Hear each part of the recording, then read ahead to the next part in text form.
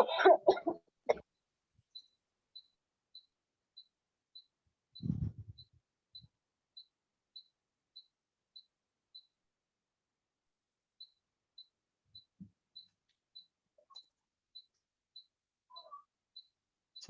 warahmatullahi wabarakatuh.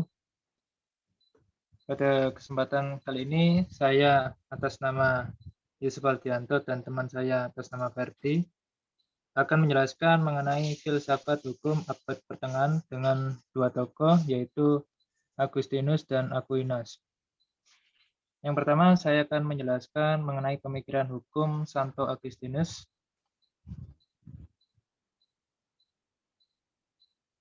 Biodata Santo Agustinus. Santo Agustinus merupakan etnis asli Afrika Utara yang mendapat banyak pengaruh Romanisasi.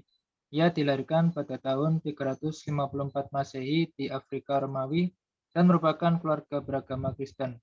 Keluarga Agustinus tergolong honestioris atau yang disebut suatu kelompok warga negara kelas atas yang dikenal sebagai orang-orang terhormat. Next. Teori Santo Agustinus. Teorinya yaitu hukum itu tatanan hidup damai. Menurut Santo Agustinus, mengenal Tuhan dan hidup saleh merupakan salah satu unsur penting dari keadilan. Santo Agustinus berpandangan bahwa tatanan hukum sebagai sesuatu yang didominasi oleh tujuan perdamaian. Agustinus mengadopsi teori dua pedang, Zui Jordan teori, dari Paulus Gelasius, yaitu pedang kerohanian dan pedang keduniawian. Pemilihan tersebut membawa dampak dalam pembentukan hukum, yaitu hukum yang mengatur soal keduniawian, kenegaraan, dan hukum yang mengatur soal kerohanian atau keagamaan. Next.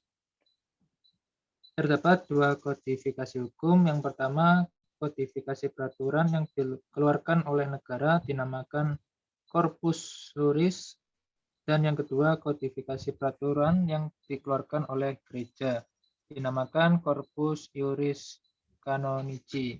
Next.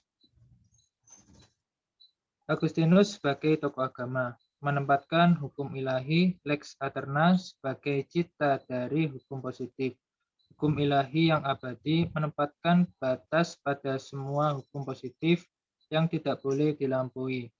Jika hukum positif atau yang disebut lex temporalis melanggar aturan ilahi, maka hukum positif telah kehilangan kualitas hukumnya. Selanjutnya akan dijelaskan teman saya Ferdi.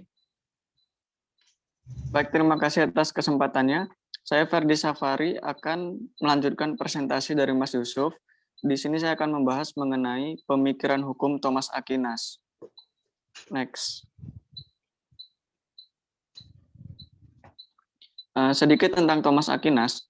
Thomas Aquinas merupakan anak seorang bangsawan yang lahir di Roccasecca di dekat Roma, Italia pada tahun 1214 Masehi. Thomas Aquinas menjadikan pemikiran hukum Aristoteles sebagai dasar pemikirannya dalam hal gagasan hukum.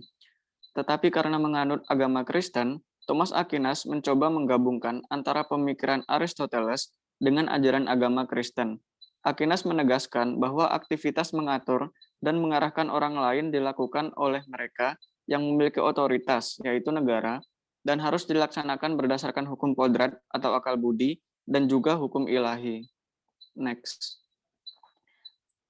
Thomas Aquinas mengklasifikasikan hierarki hukum ke dalam 4 tingkatan. Yang pertama, lex aeterna, yaitu hukum Tuhan dalam mengatur dunia menuju pada keadaan baik yang tidak dapat ditangkap panca indera manusia. Kemudian yang kedua yaitu lex divine, yaitu hukum Tuhan yang dapat ditangkap oleh panca indera manusia seperti yang ada pada kitab suci agama. Kemudian yang ketiga ada lex naturalis, yaitu hukum yang berasal dari pemikiran manusia berdasarkan lex aeterna maupun lex divine. Kemudian yang terakhir atau yang keempat ada lex humana, yaitu hukum yang dibuat oleh organisasi kekuasaan untuk mencapai suatu tujuan tertentu. Next. Kemudian Thomas Aquinas membagi 4 sifat esensial legalitas hukum. Yang pertama yaitu rationalis ordinatio atau hukum berasal dari akal budi. Menurut pandangan Thomas, Hukum adalah suatu aturan, kaidah, dan ukuran dari tindakan manusia tentang apa yang boleh dan tidak boleh dilakukan. Menurutnya, esensi dan inti dari hukum berasal dari akal budi manusia itu sendiri. Kemudian yang kedua, bonum comum atau hukum dibuat untuk kebaikan bersama. Menurut Thomas Aquinas, hukum bertujuan untuk menciptakan suatu kebaikan bersama. Kebaikan individu haruslah sesuai atau tidak boleh bertentangan dengan kebaikan bersama secara menyeluruh. Next. Kemudian yang ketiga, raskaris atau pembuat hukum. Thomas Aquinas mengatakan bahwa pembuat hukum haruslah otoritas yang memiliki kekuasaan yang membuat hukum ada jawab.